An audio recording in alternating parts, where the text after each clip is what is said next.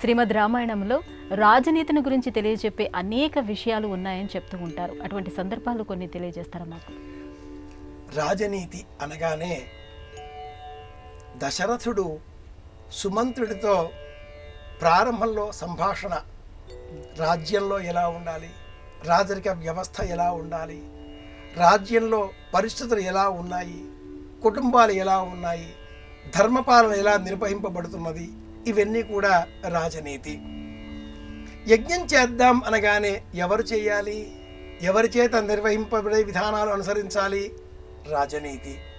ఎవరెవరిని ఆహ్వానించాలి, దశరథుడు నిర్వహించేటటువంటి ఈ యజ్ఞదీక్ష ఇష్టికి సంవత్సర కాలం నిర్వహించేటటువంటి అశ్వమేధ యాగానికి ఋత్వికులుగా వచ్చేసిన వారు, ఆత్మీయులుగా విచ్చేసిన వారు, జటాయువు, గుహుడు, వీరంతా కూడా ఈ యజ్ఞానికి విచ్చేస్తారు. రాజనీతి.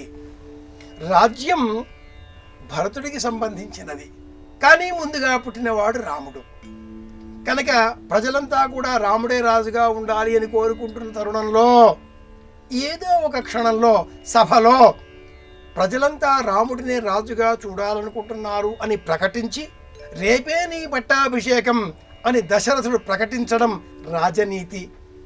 అడవులకు వెళ్ళాలి అనేటటువంటి కోరికను తాను చెప్పకుండా ఇల్లాలు కైకేయితో పలికే విధంగా సంకల్పం చేయడం, అంతసేపు మౌనంగా దశరథుడు మూర్ఛిల్లి నేలపై పడి ఉండడం రాజనీతి. ఇవన్నీ పరోక్షంగా మనకు రాజనీతులను గురించి బోధించేవి కాగా పాదుగా పట్టాభిషేకం రాజనీతి. వాలిని సంహరించిన అనంతరం రాముడు భరతుడిని రాజ్యాభిషక్తుడినిగా చేయడం రాజనీతి.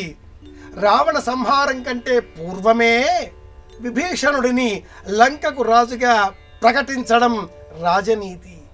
రామాయణమంతా రాజనీతిని బోధించేదే కాగా ప్రత్యేకంగా భరతుడికి రామచంద్రమూర్తి రాజనీతిని బోధిస్తాడు.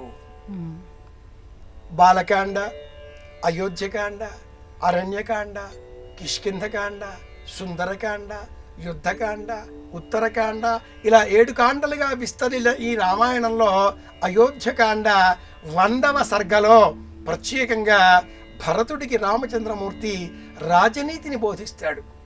నందిగ్రామ రాజ్యంలో అయోధ్య నగరానికి చిట్ట చివర వెలుపలిగా ఉండేటటువంటి గ్రామంలో సింహాసనం ఏర్పాటు చేసి రామచంద్రమూర్తి పాదుకలను ఆ సింహాసనం పైన ఉంచి రాజ్యభారాన్ని నిర్వహిస్తూ రాజరిక వ్యవహారాలన్నీ కూడా ఆ పాదుకలకే భరతుడు వినిపిస్తూ ఉంటాడు.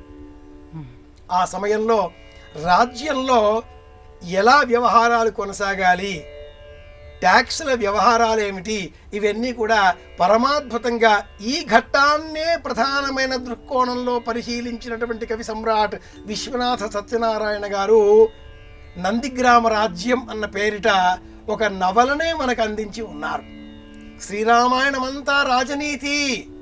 అందులో ప్రత్యేకంగా అయోధ్యకాండలో 100వ సర్గ రాముడు భరతుడికి బోధించిన రాజనీతిగా జగత్ప్రసిద్ధం.